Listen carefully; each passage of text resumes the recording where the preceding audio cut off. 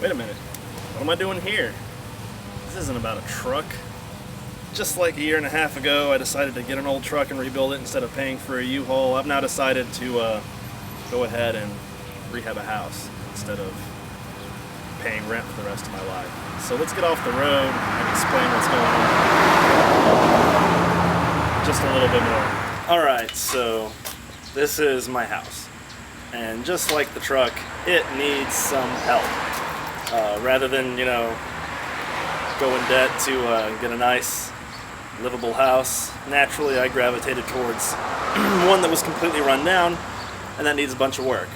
And so that's why the truck videos have been put on a halt. Get a lot of questions. So if you're not interested in seeing how to fix up a house, by all means feel free to not watch these, but I figured since the truck videos went over well, might as well give it a shot on these house videos. So we're here in an undisclosed neighborhood in an undisclosed city, but I'll give you a look at what we're dealing with and what the plans are, and you can decide to follow along if you want to on this next ridiculous, sweaty, gross, tedious journey that I've decided to put my dad through. Okay, so this is actually the back entrance. If you look, I've got quite a bit of yard attached to quite a bit more yard with a kind of rundown carport here. This would be where the truck lives now, and a one-car detached garage, which also needs some work. On the outside, the house looks pretty decent. It's pretty deceiving. Decent house, built in 1915. It's a shotgun house, so it's kind of just all linear. You walk through and each room leads to the next.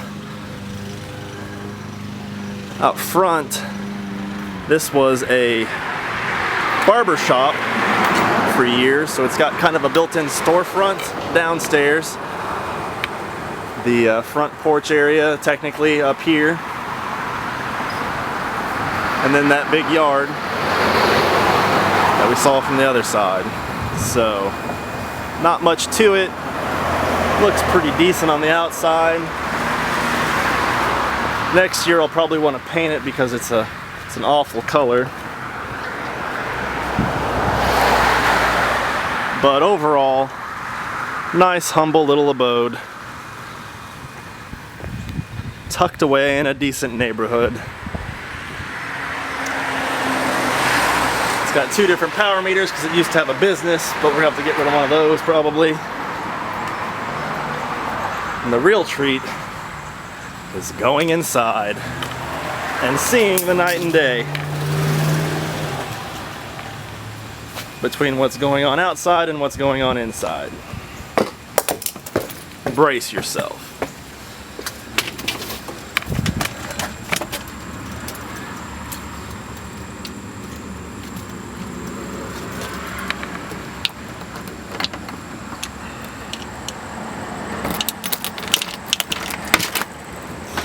Alright, first thing you can see is that the floor might have issues. Definitely somebody went through that. No electricity right now, so it's going to be a little dark. But the entire kitchen needs to go. Cabinets are going to go.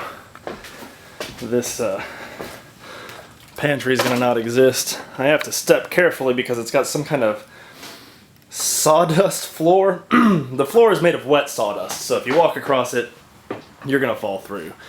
So I left some tiles for some walking space. All these cabinets have to go. All the walls have to go.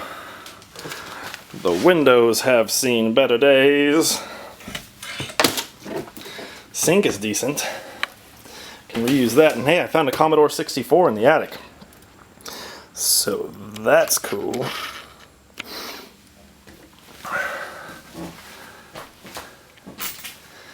And I still, even over here, this stuff is so wet, and somebody put some kind of awful material that held water.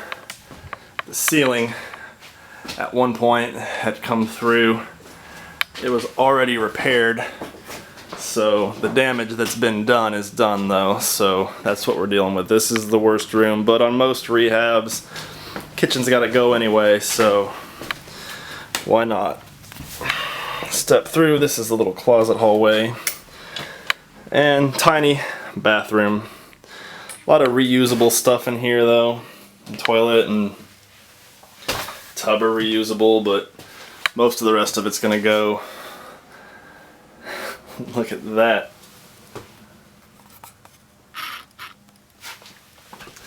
I did find an interesting toilet seat in the attic that, I don't know, you tell me, should I keep that toilet seat? It's pretty unique. Anyway, once you get past this hallway, this will probably be my living room. Shotgun house, like I said, you just step through to the next room, kind of like a big fancy trailer. But this junk is 1/4 of the junk that was in the attic. These people just had like $30,000 worth of lottery tickets. Which you can see, there was just bags and bags of lottery tickets. Nothing super gross other than like a toupee, some Playgirl magazines, and a dead bird. But so again, windows are gonna have to be replaced because they're junky. This horrible ceiling will go. Pretty much, this is plaster, so don't know yet if the plaster is gonna have to come down or what. And then this, which is designed as the living room, is most likely going to be the bedroom for my purposes. But it's got this wood paneling and drop ceiling. Just, you know, terrible, terrible. The carpet is gross. I already pulled it up in this room to see what we were dealing with underneath it. Fortunately, that awful wet death trap floor stops over there. Then we have actual hardwood. Really old school HVAC stuff's gonna probably get replaced. Basically, this whole main floor, I imagine we're gonna just gut down to the frame and redo everything. So bear with me, I might die, and this will be the video evidence of it. Today, what I'm doing, because I spent a week clearing the attic out. Like I said, this is just 1/4 of it. This is the last bit of shit that was like up in the attic that I can actually get by myself. But it's pretty dark up there, but I'll try just the same to climb. It's hard enough to climb without a camera in your hand, so. And it might be too dark to even fucking matter. Yeah, it's pretty dark, so I don't think I'm gonna get any shots out of this. But just the same, it's got a full attic. There's no insulation, so that's gonna have to be remedied. Like I said, the only gross things that were up here really was this toupee and dead bird. So that's pretty gnarly. But this will end up being more of a storage space. I'm having to bend down right now to stand up in it. I can stand up in the very center. I can stand up in the very center and barely stand up, so it's not really that usable, but it's pretty big and you can store a bunch of useless crap, which is definitely what the prior owners did. This was at one point a tax foreclosure, so I'm guessing that the $20,000 to $50,000 worth of lottery tickets might have had something to do with that, but I don't know. Who am I to judge? Alright, trying not to die. Trying not to die. Okay. Now, we'll navigate the death trap floor for a second. Try not to fall through. And go down to the basement. Ah, crap, I got shit in my shoe. Okay. So, your typical basement. Gross, dank, and dreary. Probably have to buy a new one of those. That's always great, right?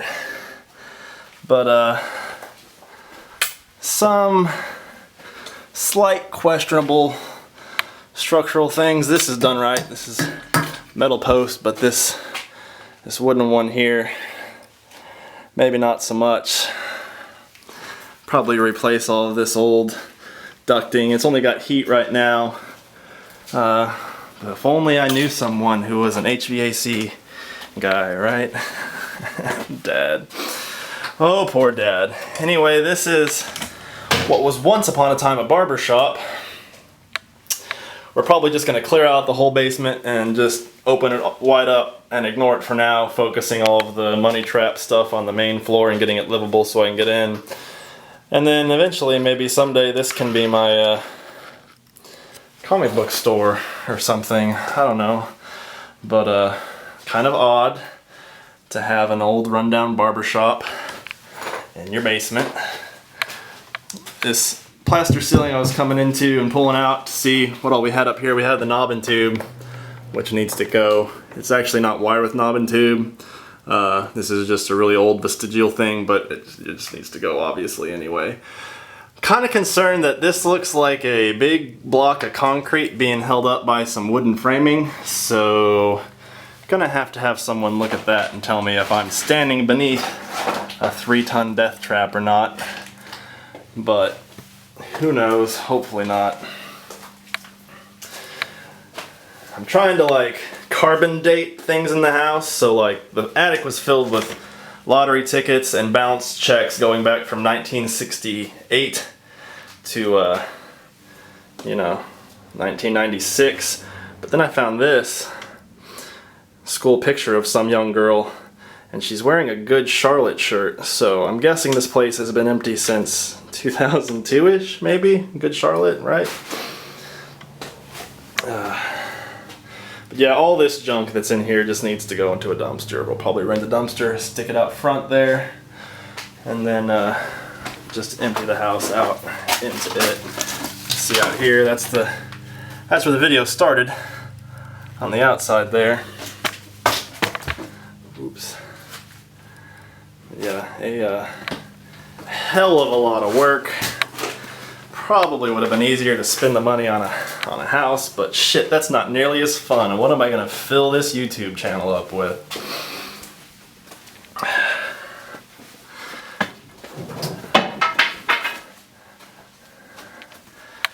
The worst part probably is gonna be the fact that those of you that pay attention and know what city I'm in know that it's about 105 degrees so far this summer. And it ain't letting up. So there you have it. That's the project that's going on right now. If you want more truck videos, sorry, that's on hold until this is done. If you want to see the motorcycle get built, that's even further down the road now probably, because I just had to stop giving money to people to rent and instead get a home base. This is gonna be home base.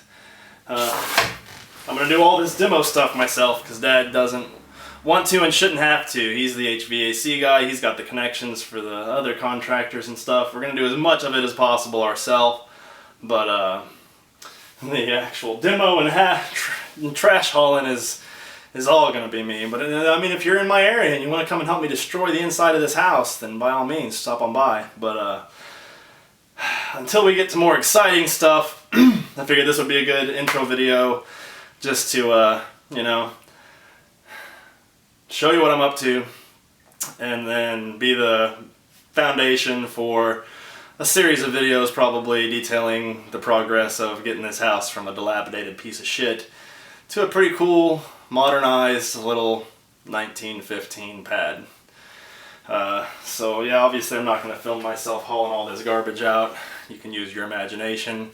And the next video will be something maybe more in the lines of actually showing you how to do some shit, or what I did. Thanks for tuning in. Sorry if you wanted truck videos, but feel free to follow me along on this new journey. Well, that wasn't a pain in the ass or anything. Discovered something else in the process. We were wondering why the shitty sawdust floor they put down was staying so wet, despite the fact that the ceiling's been fixed up at the top, or the roof's been fixed anyway. And it's been 1,000 degrees and you think it would dry up. Well, they just put it right down on top of the fucking linoleum. So yay. That's where this room's mold issues came from. Anyway, thanks for tuning in, and I'll catch you next time on this fucking house.